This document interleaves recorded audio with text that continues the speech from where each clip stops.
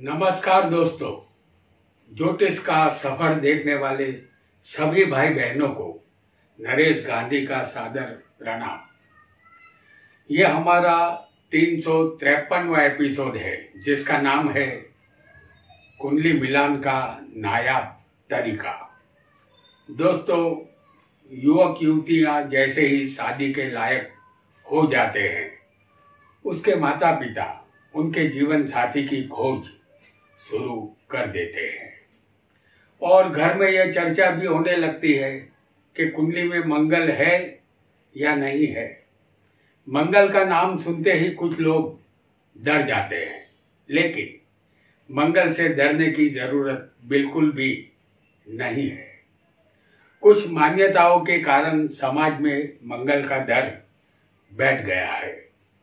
कुंडली में मंगल है तो वह अनिष्ट फल ही देगा, ऐसी एक मान्यता बन गई है जो गलत है। मंगल के डर का कारण है ज्योतिष विषय ज्ञान का न होना। जरा सोचिए, यदि मंगल ना हो तो हमारे शरीर में कोई शक्ति नहीं होगी, हम शक्तिहीन बनेंगे। हमारे बाहुओं को बल मंगल ही देता है। मंगल एक सेनापति है, वह युद्ध का देवता है। मंगल के पास उतावलापन है, जल्दबाजी है। वह किसी भी घटना को अंजाम पहले देता है, सोचता बाद में है। कुंडली में मंगल बलवान हो तो जातक डॉक्टर, फौजी, पुलिस वाला या इंजीनियर बन सकता है। मंगल को क्रूर ग्रह माना गया है। जहां मंगल है वहां मारपीट है, घातकीपन है, निर्दयता है। यह सब मंगल के अग्नि तत्व के कारण है। मंगल भूमि पुत्र है। हम जिस भूमि पर रहते हैं उसके मालिक मंगल है। और मंगल जब जातक जातिका की कुंडली में कुछ निश्चित जगहों पर होता है तो जातक जातिका को मांगलिक कहा जाता है। मांगलिक कुंडली का मिलान कैसे करना चाहिए, आइए इस विषय में विस्तार से जानते हैं। हमने आपके सामने एक कुंडली बनाई है जिसमें सिर्फ लग्न लिखा है। आपका लग्न कोई भी हो सकता है। इस कुंडली में पहले, चौथे,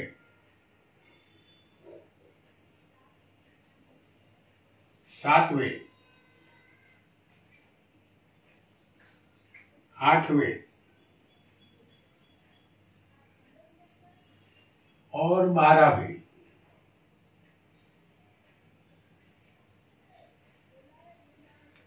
इस कुंडली में पहले, चौथे, सातवें, आठवें और 12वें स्थान में किसी भी एक जगह मंगल होगा तो ऐसी कुंडली वाला जातक या जातिका मांगलिक बनते हैं।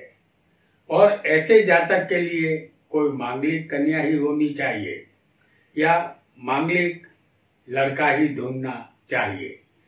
तो उस कन्या को भी पहले, चौथे, सातवें, आठवें या 12वें किसी भी एक स्थान में मंगल होना जरूरी होगा। लग्न कोई भी हो, मंगल इस स्थान में आएगा तो वो कुंडली मांगलिक कुंडली मानी जाएगी। और वो कन्या हो या लड़का हो, ये मांगलिक माने जाएंगे। यदि कन्या मांगलिक नहीं होगी, शादी होगी, तो मंगल उस शादी कन्या का विकेट गिरा देगा, क्योंकि मंगल घातक और हिंसक ग्रह है। यहां हमने जान लिया कि कुंडली मांगलिक कैसे बनती है। कुंडली मिलाते समय इस बात का ध्यान अवश्य रखना है कि मांगलिक के साथ मांगलिक पात्र ही लेना होगा। सादा पात्र बिल्कुल भी नहीं चलेगा। आइए, हमने जान लिया कि पहले, चौथे, सातवें, आठवें या 12वें मंगल जातक या जातिका को मांगलिक बनाता है।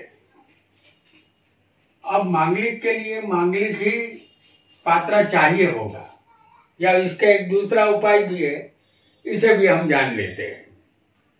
पहले चौथे, सातवें, आठवें या 12वें मंगल को अनिष्ट कारक क्यों माना गया है, इसे भी जान लेते हैं। मंगल पहले होगा, जैसे हम यहां आपको दिखा रहे हैं। जातक हो या जाति का मंगल यदि पहले होगा तो उसकी सप्तम दृष्टि सप्तम स्थान पर आएगी, जो पति पत्नी का स्थान है। दाम्पत्य जीवन को मंगल की दृष्टि यहां नष्ट करेगी। अगर किसी का मंगल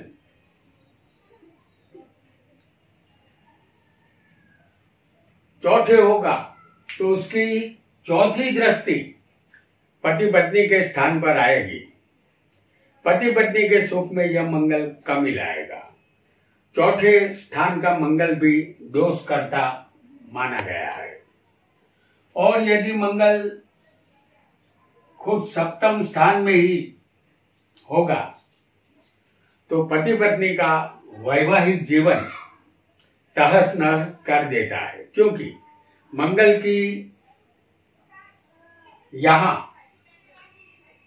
जो ये पति पत्नी का स्थान है और मंगल यहां यदि सप्तम स्थान में ही आएगा तो वैसे तो उनकी चौथी दृष्टि दशम स्थान पर आएगी, उनकी सप्तम दृष्टि लग्न पर आएगी और आठवीं दृष्टि दूसरे स्थान पर आती है। यह स्त्री के सौभाग्य का चिन्ह का स्थान है। इस स्थान का मंगल विधवा या विधुर बनाता है। और यदि किसी को मंगल अष्टम स्थान में हो तो यह स्थान आयुष्य और मृत्यु का है। इस स्थान का मंगल दोष कारक माना जाता है, क्योंकि उसकी सप्तम दृष्टि सौभाग्य के स्थान पर आती है। सौभाग्य का स्थान वो है कि यहाँ पर स्त्रियां, आज की स्त्रियां तो नहीं लेकिन पहले की स्त्रियां यहाँ पर चूड़ी चालना यहाँ से देखा जाता है, ऐसा आपको समझना है, क्योंकि ये सौभाग्य चिन्ह स्त्री के होते हैं। आइए, यदि मंगल 12वें होगा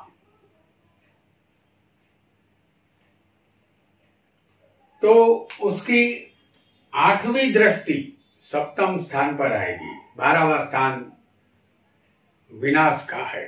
पति पत्नी के संबंधों का यहाँ विनाश होता है, अर्थात यह मंगल पति पत्नी को तलाक की तरफ ले जाता है। पहले चौथे, सातवें, आठवें या 12वें मंगल दोष करता क्यों बनता है, ये हमने जान लिया। आइए अब ये जानेंगे कि यदि कोई पात्र मांगलिक है, जैसे कुंडली में हम मंगल की पोजीशन जान चुके हैं, जो जातक जातिका को मांगलिक बनाता है। अब समझ लीजिए कि एक पात्र मांगलिक है, दूसरा पात्र सादा है। अब जो मांगलिक नहीं है वह मांगलिक पात्र से शादी करना चाहता है, तो पहले जैसे लग्न चौथे, सातवें, आठवें या 12वें स्थान में जो पात्र सादा है उसे वहां कोई भी पाप ग्रह बैठा होना चाहिए, तब वह उस पात्र से शादी अवश्य कर सकता है। पाप ग्रह किसे कहते हैं? सूर्य, शनि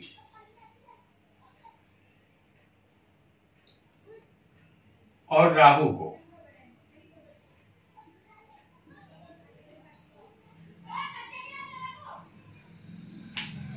इनमें से कोई भी एक ग्रह पहले चौथे, सातवें, आठवें या 12वें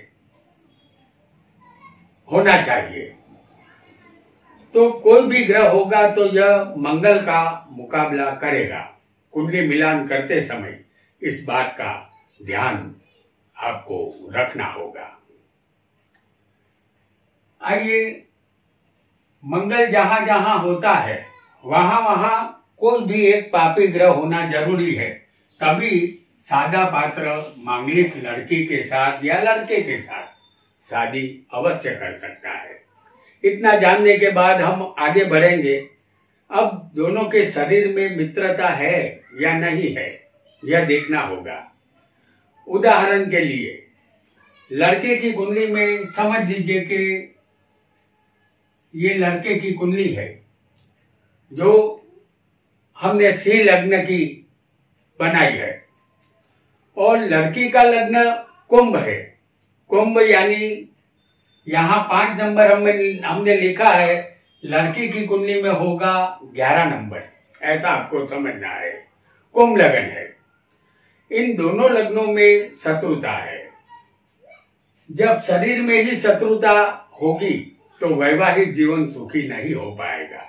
यहाँ एक बात ध्यान में रखनी है कि सूर्य शनि के लग्न वालों को कभी भी शादी की इजाजत नहीं देनी चाहिए। सूर्य के मित्र कौन है? मंगल, चंद्र और गुरु, ये सूर्य के मित्र है। ये देवलोक की तोली है। और बुध, शुक्र, शनि, राहु, केतु ये राक्षसों की तोली है। देव लग्न के साथ देव ही होना चाहिए और राक्षस के साथ राक्षस ही लग्न होना चाहिए, तभी दोनों के शरीर में मित्रता रहेगी। जैसे सूर्य के कट्टर शत्रु शनि होते हैं, तो हमें शनि का लग्न यहाँ नहीं चुनना है, अन्यथा दोनों के शरीर में कोई मिलाप नहीं होगा, शरीर एक दूसरे से दूर रहेगा, ऐसा समझना है। आइए आगे बढ़ेंगे। हमने देखा कि शरीर में मित्रता कैसे होती है। अब जानेंगे दोनों का मन मिलेगा। तो मन मिलना बहुत जरूरी है। शरीर यदि समझ लीजिए कि सूर्य के मित्र के साथ हम उनके ही मित्र का लग्न लाएंगे, जैसे चंद्र का, गुरु का या मंगल का, तो ये मित्र है, शरीर मिल जाएगा, लेकिन मन का मिलना जरूरी है। तो चंद्र हमारा मन है। युवक युवती दोनों की कुंडली में चंद्र कहीं भी बैठा हो, लेकिन चंद्र किसी भी स्थान में हो सकता है युवक और युवती की कुंडली में, लेकिन दोनों की कुंडली में चंद्र एक ही स्थान में हो तो यहाँ मन मिल जाएगा। जैसे हमने आपको लग्न में ये चंद्र दिखाया है, ये चंद्र कहीं भी हो सकता है, और लड़के को जिस स्थान में चंद्र हो उसी स्थान में लड़की को भी होना चाहिए, तब दोनों का मन मिल जाएगा। या चंद्र दोनों की कुंडली में यदि आमने सामने होता है, जैसे समझ लीजिए कि चंद्र लड़के का लग्न में है, तो उसके ठीक सामने लड़की को चंद्र कुंडली में होना चाहिए, तो ये आमने सामने वाला चंद्र हुआ। ये ऐसा चंद्र जो एक दूसरे को देखता हो सात्विक दृष्टि से, तब भी ये दोनों का मन मिलेगा। या चंद्र समझ लीजिए कि किसी का चंद्र लग्न में है, तो ये चंद्र 9 पंचम होना चाहिए। जैसे यहां से गिनने पर 1 2 3 4 5, उसके चंद्र से इसका चंद्र 5वें आया, और 1 2 3 4 5 6 7 8 9, यानी इसके चंद्र से उसका चंद्र 9 में है, तो ये एक दूसरे से चंद्र 9 पंचम होगा, तब भी दोनों का मन मिल जाएगा। यदि ऐसा चंद्र होगा तो दोनों का मन एक रूप बन जाएगा। इनके सिवाय अन्य कहीं भी चंद्र होगा तो मन नहीं मिलेगा।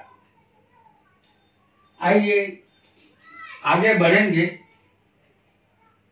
हमने देखा कि शरीर भी मिल गया और मन भी मिल गया। अब अहंकार पति पत्नी के बीच में नहीं आना चाहिए। अहंकार के कारक सूर्य है, सूर्य राजा है, राजा अहंकारी होते हैं। दोनों की कुंडली में सूर्य कभी भी आमने सामने नहीं होना चाहिए, अन्यथा अहंकार दोनों का टकराएगा। जैसे उदाहरण के लिए युवक को हम सूर्य लग्न में दिखा रहे हैं कि ये युवक की कुंडली है, युवक का जन्म सुबह 6 बजे से 8 बजे के बीच में यहाँ सूर्य होता है तो होता है। तो यहाँ सूर्य लग्न में हमने दिखाया है, और युवती को यही सूर्य सप्तम में होगा। ये सूर्य शाम ढले का सूर्य है, यहाँ शाम ढल जाती है। तो ये सूर्य कभी भी आमने सामने वाला ये सूर्य माना जाएगा। ये सूर्य कभी भी आमने सामने किसी भी स्थान में दोनों की कुंडली में नहीं होना चाहिए, अन्यथा इन दोनों के सुबह की शुरुआत लड़ाई झगड़े से होगी। यहाँ शादी की इजाजत न देना ही बेहतर होगा। तो किसी भी स्थान में आमने सामने सूर्य युवक युवती को नहीं होना चाहिए।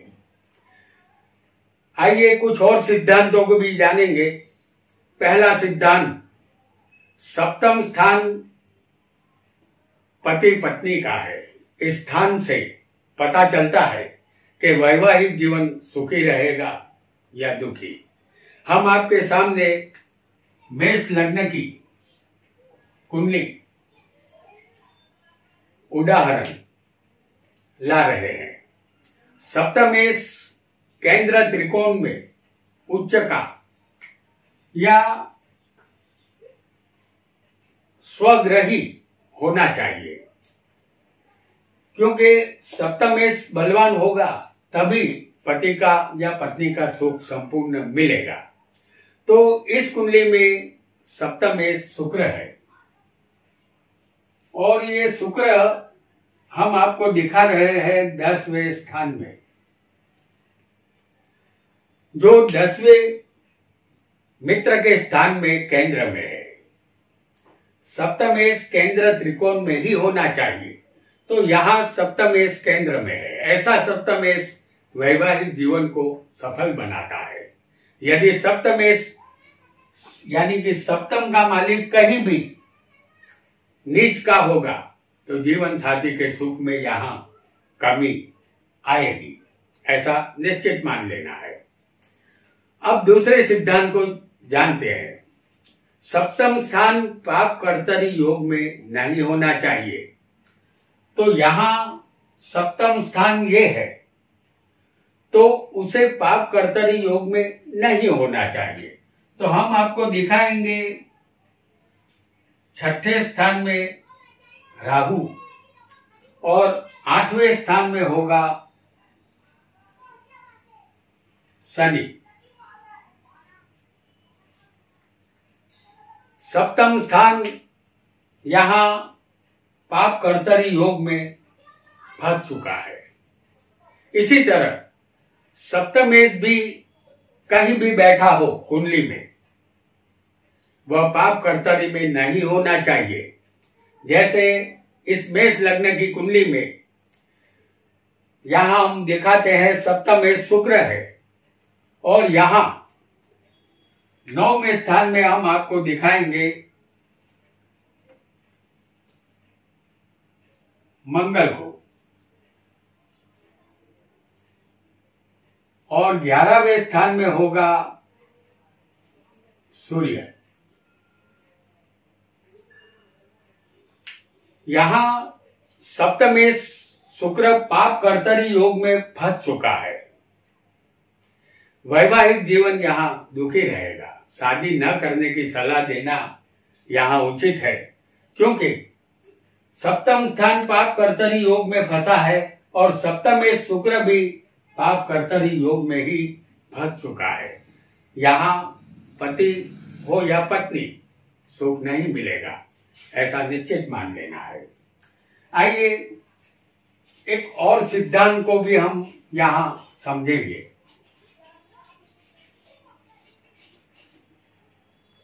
तीसरे सिद्धांत को भी जान लेते हैं।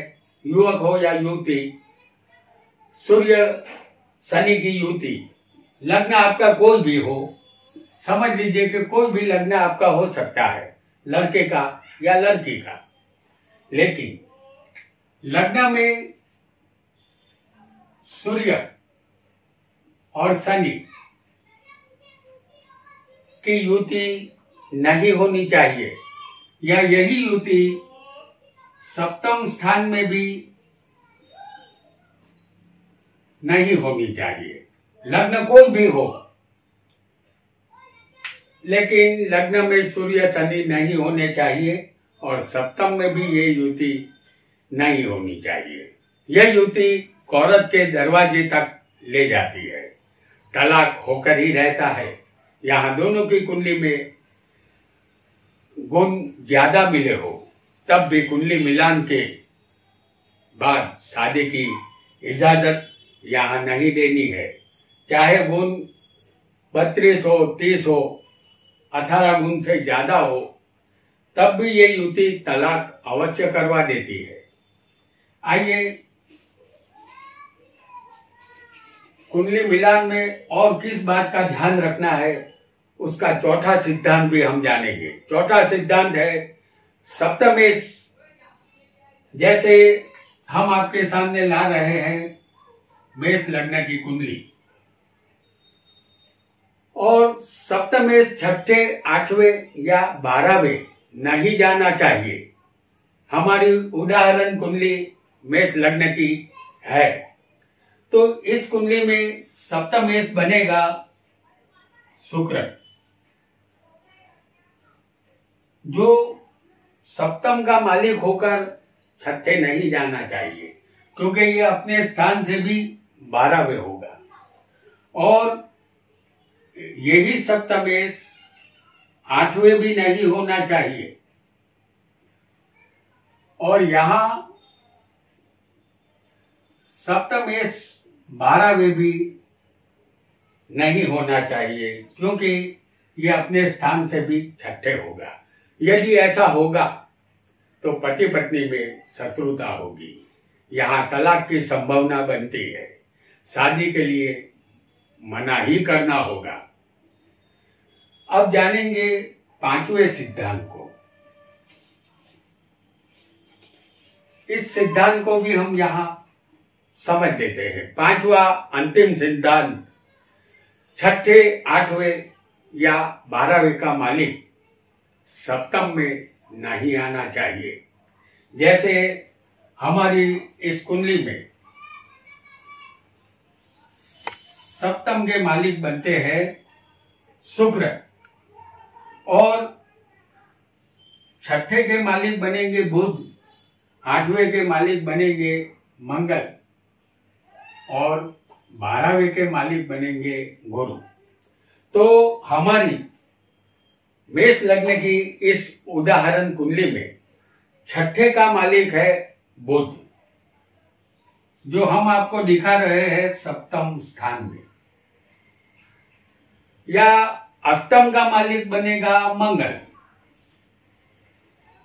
इस मंगल को भी हम सप्तम में ही आपको दिखा रहे हैं, और 12वें के मालिक बनेंगे गुरु। ये भी किसी की कुंडली में सप्तम में हो सकते हैं। इनमें से 6, 8, 12वें के मालिक, इनमें से एक भी ग्रह सप्तम में आएगा तो वैवाहिक जीवन का सुख नहीं मिलेगा। युवक हो या युवती, यहाँ दुख ही मिलेगा। ये रास्ता भी सीधा तलाक की तरफ ही जाता है। शादी के लिए इजाजत यहाँ नहीं देनी चाहिए। तो दोस्तों, आज हमने कुंडली मिलान का नायाब तरीका जाना। यहाँ एक बात का आपको ध्यान रखना है, किसी भी कुंडली में सप्तमेश केंद्र त्रिकोण में उच्च का या स्वग्रही हो, सप्तमेश और सप्तम स्थान शुभ कर्तरी योग में हो, और लग्न और सप्तम स्थान में सूर्य शनि ना हो, और सप्तमेश 6ठे, 8वें या 12वें ना हो, और 6ठे, 8वें, 12वें के मालिक भी सप्तम में ना हो, ऐसे युवक युवतियां शादी करके अवश्य सुखी होते हैं। आज इतना ही। आपका बहुत बहुत धन्यवाद।